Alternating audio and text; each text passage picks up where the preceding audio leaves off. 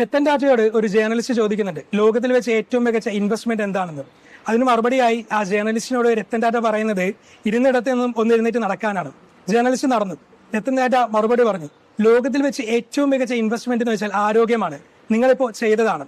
Healthy ചാറ്റിൽ ഇന്ന് എന്നോടൊപ്പം ഉള്ളത് ന്യൂട്രീഷനിസ്റ്റ് ഇന്ദു പി മനോജാണ്. Happy welcome. Thank you. ഈ കുറെ നാളായിട്ട് ഞാനിങ്ങനെ ഷുഗർ കട്ട് ചെയ്യുന്നതിനെ കുറിച്ച് ആലോചിക്കുന്നുണ്ട്. പക്ഷെ എനിക്ക് ശരിക്കും മനസ്സിലാവാത്തൊരു കാര്യം എന്ന് വെച്ചാൽ ഈ ഷുഗർ കട്ട് എന്ന് വെച്ചാൽ നല്ലതാണോ എന്നുള്ളതാണ്. അതായത് ഇപ്പോൾ പല ആളുകളും ട്രെൻഡിങ്ങിന് വേണ്ടി, ഇപ്പോൾ ഭാരം കുറയ്ക്കുന്നതിന് വേണ്ടി, എന്താണ് കുറച്ചുകൂടി നല്ല സ്കിൻ ഗ്ലോ വരുന്നതിന് വേണ്ടിയൊക്കെ ഈ ഷുഗർ കട്ട് ചെയ്യുന്നുണ്ട്. ശരിക്കും ഷുഗർ കട്ട് നല്ലതാണോ? അതെ, ഇപ്പൊ കൂടുതൽ ആളുകളും ഷുഗർ കട്ട് ചെയ്യുന്നവരാണ്. ഷുഗർ കട്ട് ചെയ്യുന്നത് നമ്മുടെ ബോഡിക്ക് നല്ലതാണ്. ഇപ്പം ബോഡി വെയിറ്റ് നമുക്ക് മാനേജ് ചെയ്യാനായിട്ട് സാധിക്കും. ഇപ്പൊ ഡയബറ്റിക് ഉള്ള പേഷ്യന്റിന് അവരുടെ ബോഡിയിൽ ഷുഗർ കൺട്രോൾ ചെയ്യാൻ സാധിക്കും. ഇൻഫ്ലമേഷൻ കുറയും. അതുപോലെ ഹോർമോൺ ബാലൻസ് ചെയ്യുന്നതിനും സഹായിക്കും. പിന്നെ നമ്മൾ ഈ ഒരു ഷുഗർ കട്ട് എടുക്കുമ്പോഴത്തേനും സിമ്പിൾ ഷുഗേഴ്സ് കട്ട് ചെയ്യുക. നമ്മുടെ ബോഡിക്ക് കുറച്ച് കാർബോഹൈഡ്രേറ്റിന്റെ ആവശ്യമാണ്. അപ്പൊ കോംപ്ലക്സ് കാർബോഹൈഡ്രേറ്റ് അടങ്ങിയ ആഹാരം ഉൾപ്പെടുത്താനായിട്ട് ശ്രദ്ധിക്കുക. അതായത് red rice, brown rice, millet, glycemic index കുറവുള്ള ഫ്രൂട്ട്സ്.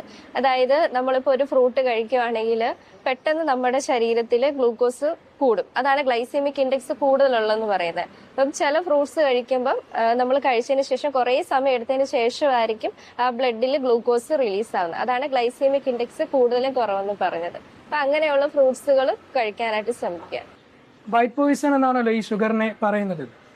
ശരിക്കും നമ്മൾ ഈ പെട്ടെന്ന് ഒരു ദിവസം ഷുഗർ കട്ട് ചെയ്യുന്ന സമയത്ത് പ്രധാനമായിട്ട് എന്തെല്ലാം കാര്യങ്ങളാണ് ഷുഗർ കട്ടിൽ ശ്രദ്ധിക്കേണ്ടത്? നമ്മൾ ശ്രദ്ധിക്കേണ്ടതെന്ന് വെച്ചാൽ നമ്മൾ ചായ, കാപ്പി, ജ്യൂസ് ഒക്കെ കഴിക്കുമ്പോഴത്തേനും അതിൽ ടേബിൾ ഷുഗർ ആഡ് ചെയ്യുന്നത് ഒഴിവാക്കുക.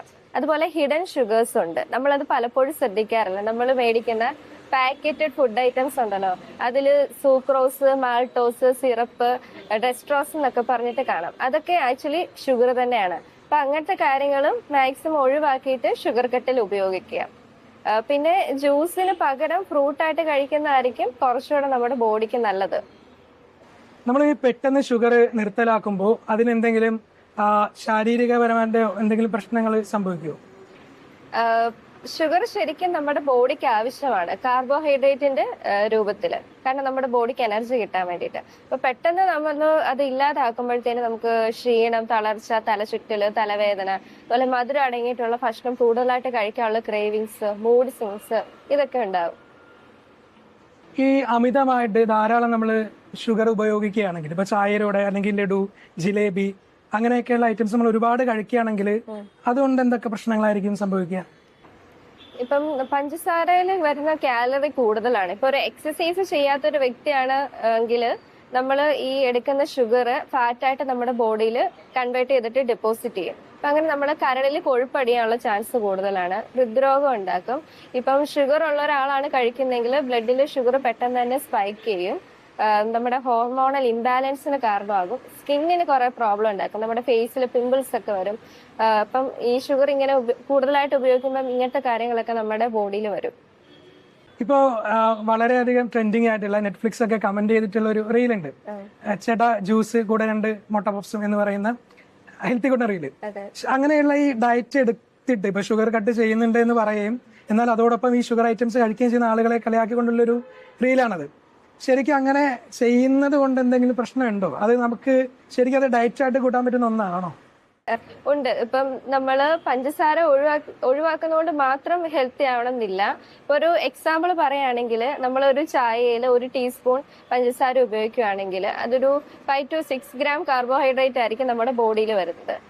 അതേസമയം നമ്മളൊരു പപ്സ് എടുക്കുകയാണെങ്കിൽ ഒരു 25 to 32 ഗ്രാം കാർബോഹൈഡ്രേറ്റ് നമ്മുടെ ബോഡിയിൽ വരും. അതാണ് വ്യത്യാസം.